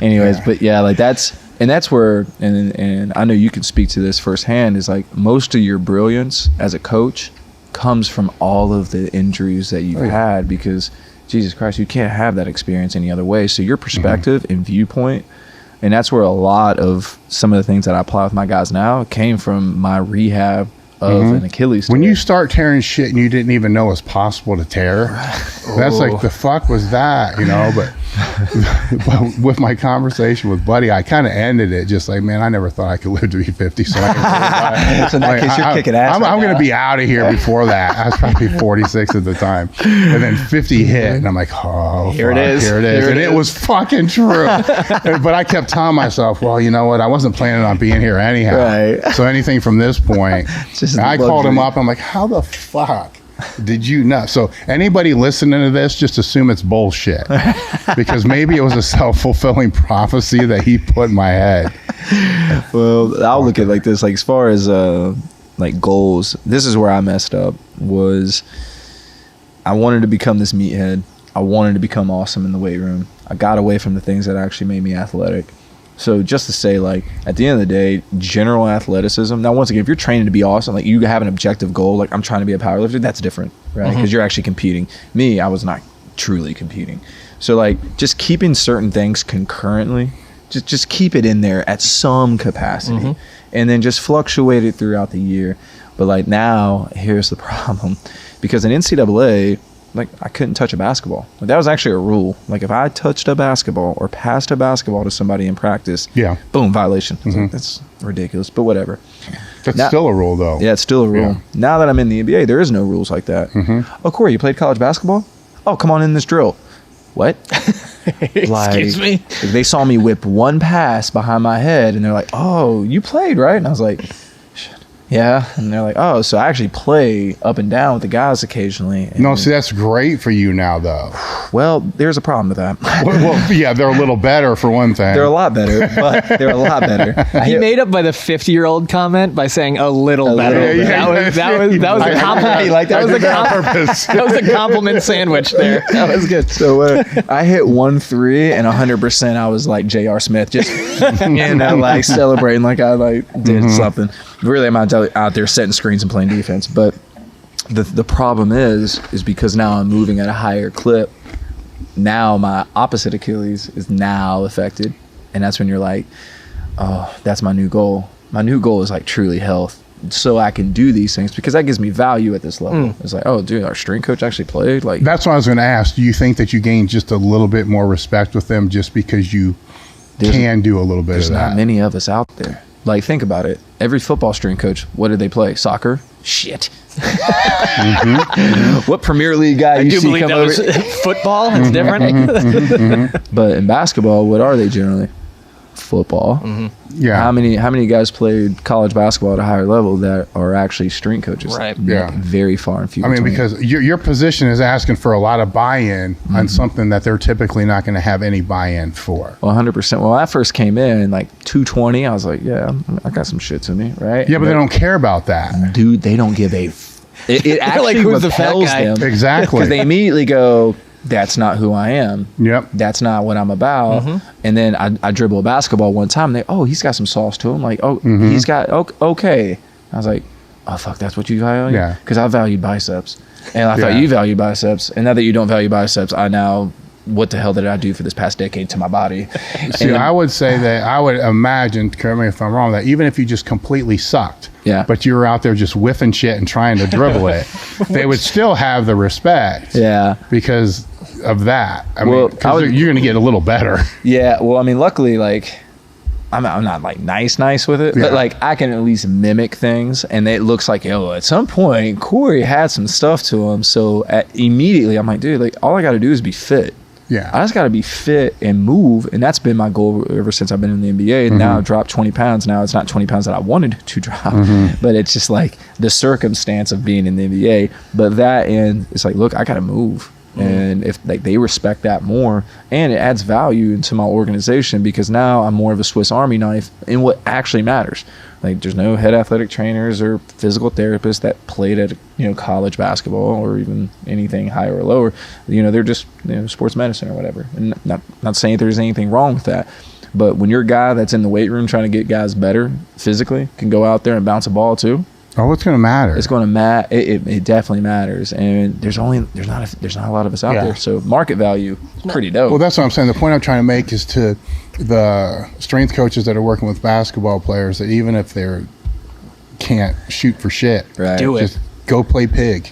Yeah. Right. And just they're going to know, they're not going to expect you to be good. For sure. But if you're willing to put yourself on the line and to look that bad, because that's how they feel when they're training. Oh, 100%. And that's where it's humble. It's humbling, right? I loved when football players always like try to play pickup with us, because the only thing they're going to do is hand check you the entire time, right? Because they don't know what else to do other than chop and stay sagittal or frontal, no transfers. Like, it's the wildest thing in the world. But it's the most humbling experience. And then you go out to the football field and you're trying to run routes, and you're like, oh, this is different too. And so for me, it's good that I played college basketball. It's good that I stayed in college basketball as a coach. It's okay that I'm at the NBA to be able to demonstrate certain things. But out of all of that, if you just give a lot of shit, it's going to carry you a long ways. And the example that you just used is going out there and making a fool out of yourself. Even though you're trying, at least you're showing some humility to be like, hey man, like I'm trying to do this thing. Like I'm trying to have a feel of what you feel. But yeah, that to me, that's where, like, yeah, just be that. How is it to work with a culture to where, I mean, these guys can literally just be traded the next day and not even know. Yeah. So how do you try to build that culture when that, or is it just such a part of the sport that it's just ingrained in it? It's pretty expected. It's just the younger guys. If younger guys get traded pretty fast, it's kind of heartbreaking for them because they're like, yo, what did I do wrong? A lot of stuff is circumstantial, right? And it's out of their control. But for me, it's for those type of athletes that I acquire mid-season, right? That's an interesting one. When you acquire a guy who's at another organization halfway through the year, and then it's like, hey, we're going to make a playoff run. Like, I need you involved.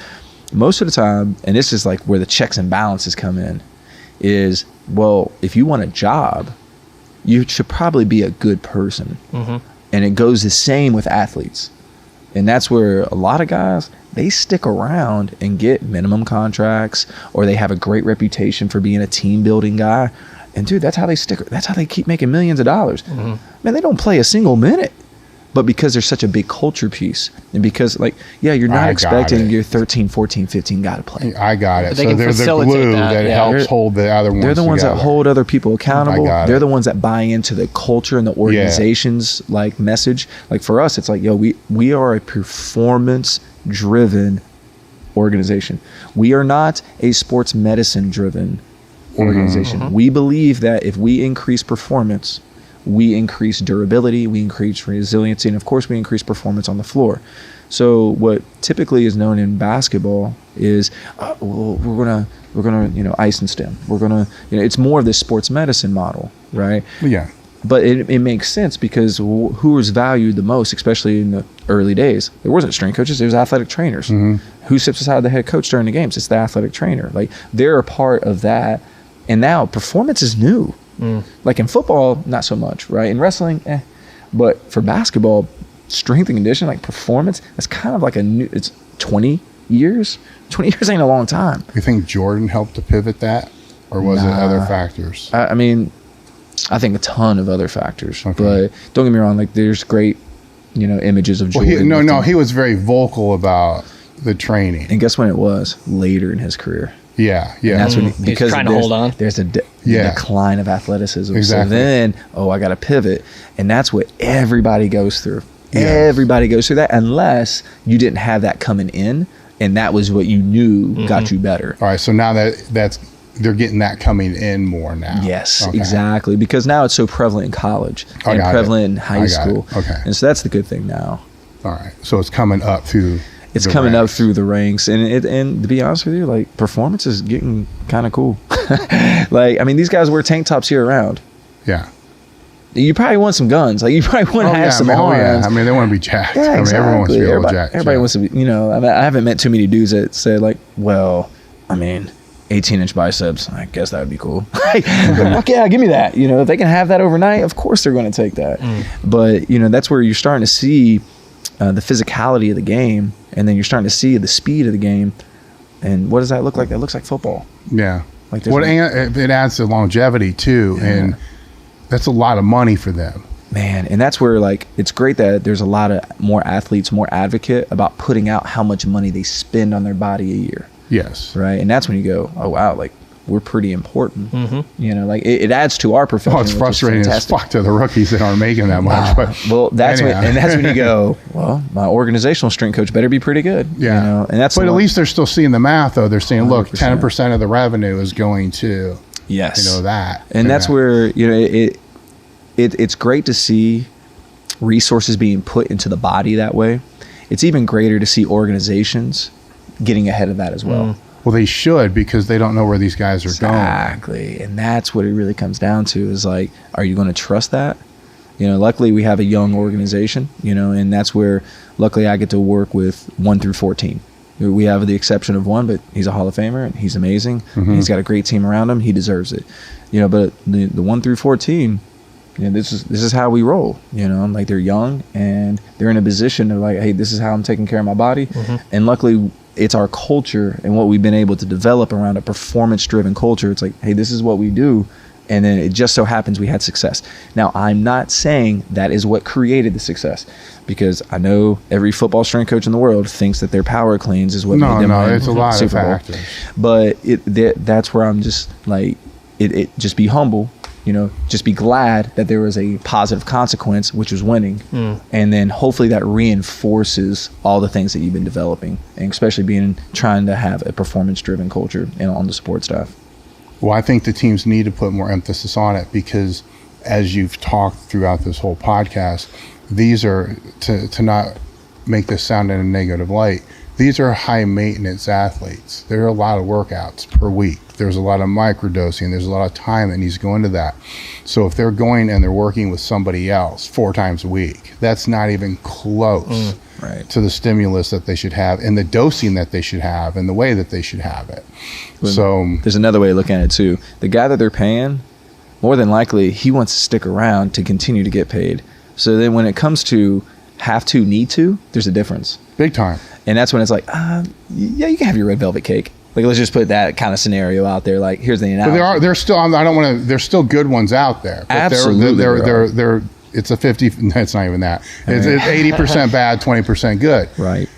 But it would be much easier for the organizations to be able to bridge that gap. To bridge the gap, or have you guys have series of consultants that you're contracting out to for 100%. When these people are not around. Well, that's the great thing about off season, right? Because these guys want to go to Barbados or Italy and stuff like that. Yeah.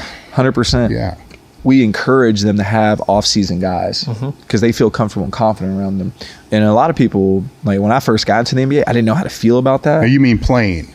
Training. Yeah, training. Yeah, yes, training. Yes. So, like, at first, I'm like, I don't know how to feel about that. Like, because in college, you're like, that's my athlete, which is so stupid. But now I look at it as like, well, no, they need to carry the message, because I've been with them for 8 months. So, like, I need them when they come back in the next 4 months. We got to pick up where we left off, if hopefully at a higher pedestal, other than you just doing a bunch of frou-frou exercises with this guy. So what I do is when this situation happens, like, luckily I've been able to develop a platform where I get a little respect from these guys. But basically I just pull them in and I'm like, no, you're a part of this. Like, this is like, you're a part of this situation. Hey, here are the things that worked really, really well. Here's his injury history. Here are the things. Well, hell, a good coach would do that. If they don't, they're a fucking idiot. Well, at that point, it's an ego thing. Yeah, I'm being polite about the fucking idiot. Well, then, but you hold them accountable by having some type of objectives. It's like, hey, look, I know he's only going to be there for 4 weeks, but in this 4 weeks time, this is what we need. And I'm hoping we can achieve that. And then when they come in, they jump on a force play or they do something, and I go, yo, what the fuck you been doing these past 4 weeks? And they go, oh my God. And it's like, okay.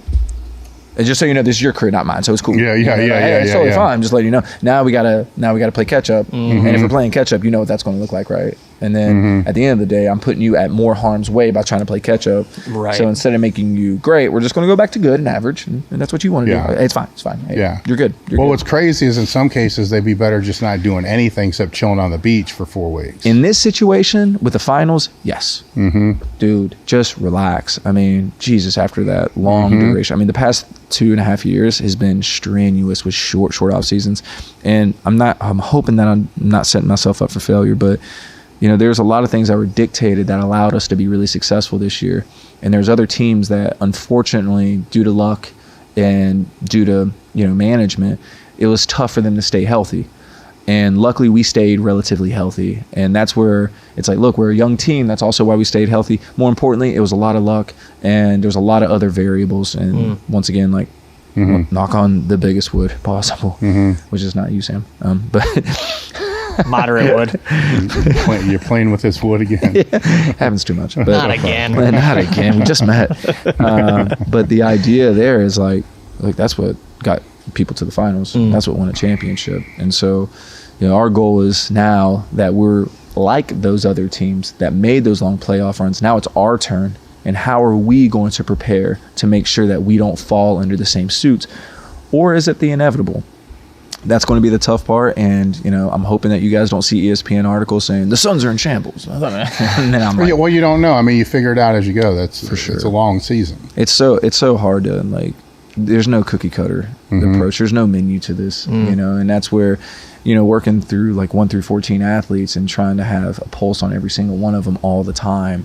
I mean, of course that gets challenging. And then you add on these external stressors, like there's acute and there's chronic. We are in chronic. And when you have that, it's going to be sketchy, you know, and that's where I'm hoping that, you know, some of the things that we're applying, like the microdosing, you know, stuff like that, is going to at least keep us together. Was it easier or harder being in the bubble, working with them? Oh, so the bubble was my saving grace. The bubble was my saving. The reason for that, because I didn't know what the NBA was going into my first year. I mean, I had an idea, and then so that was your first year? That was my first year. Okay. So then, like, the season leading into the bubble, I'm sitting there like, I'm good. Like, I'll go back to college. I'm sitting there like, this is interesting. Like, it's just an interesting dynamic, and it was something that I really wasn't feeling. And I was like, look, like I'm here for the athlete, and then when you can't even be there for the athlete, you're kind of like, okay, well, why am I here? Yeah. And then we got to the bubble, and it was interesting because when we're down there, okay, it's adult summer camp, right? So everybody's there, and then we only have like 6, I think, facilities for 18 teams. So then you only have 3 hours out of the day to have access to these facilities, which is weightlifting, or a gym and practice court. So then you're like, oh, well, we only have 3 hours of this time. No one knew how to operate. It was crazy. Like, they were like, well, no, we got all these constraints, and how are we going to have time on the court? And then how are they going to have time in the weight room and then in the training room? And I was like, you mean like college? Because that's what college is. And I'm like, oh, well, guys, just do this and this and this. And they're like, oh, okay, Cory, cool. Like, do that. And then all of a sudden we're having team lifts. And that was nuts. Like, NBA team lifts, like, that was hilarious, right?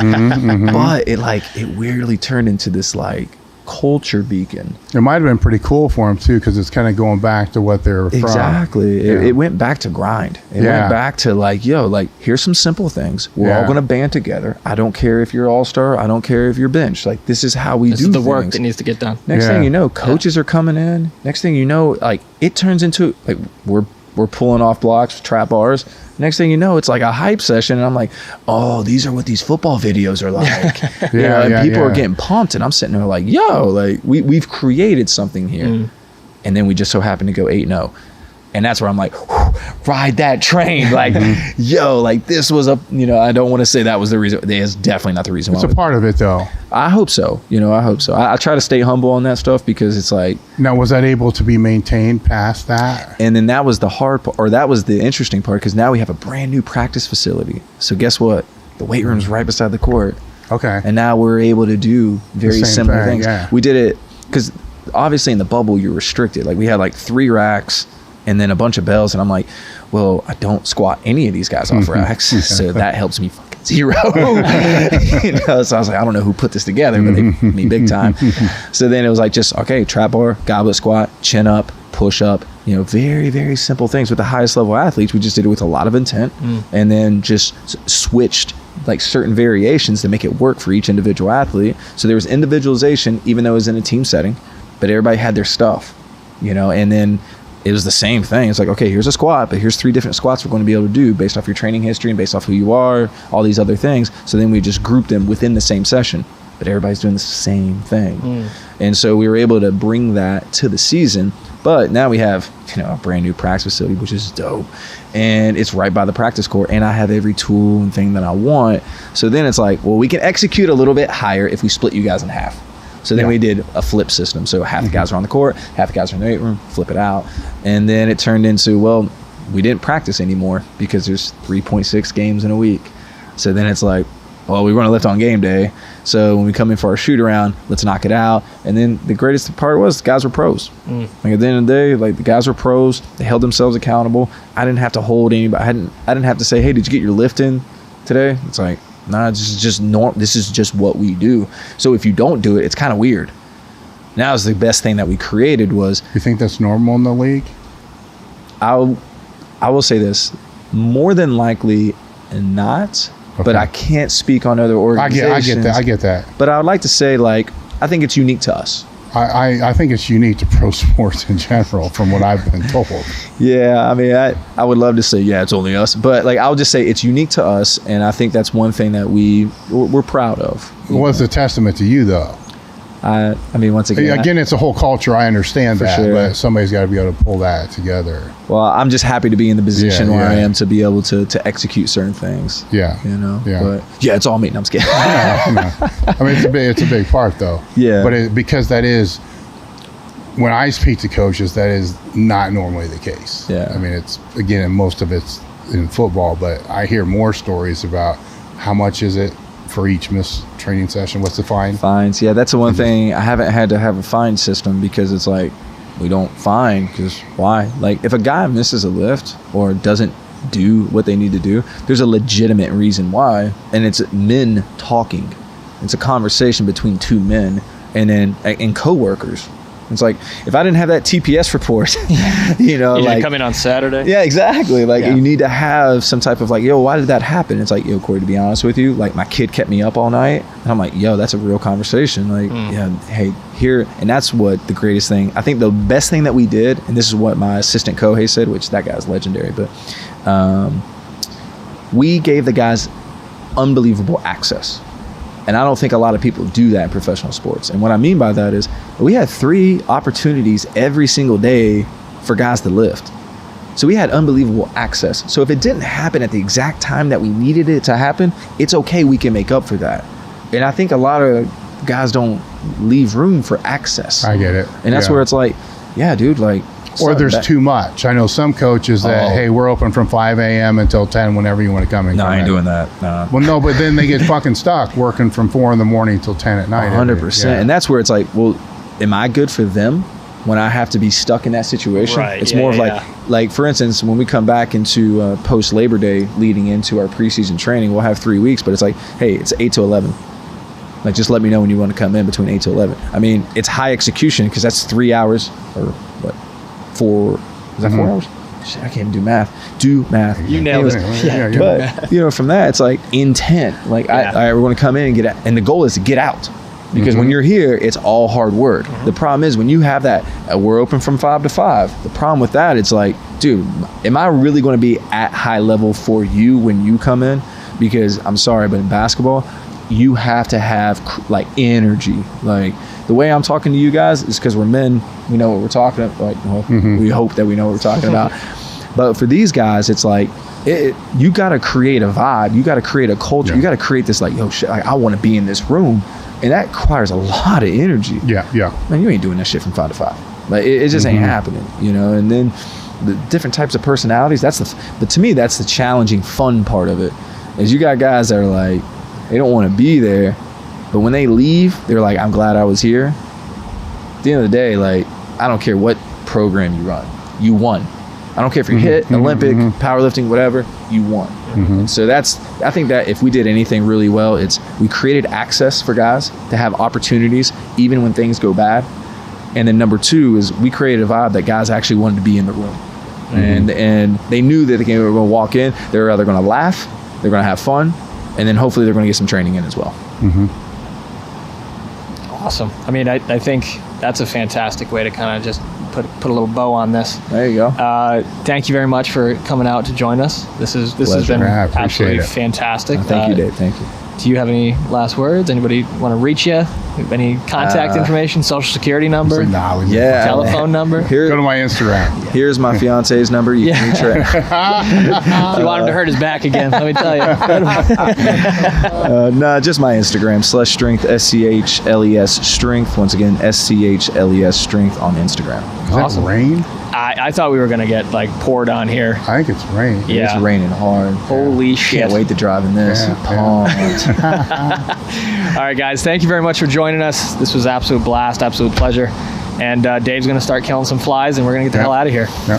No more birds, just flies. No more birds, just flies.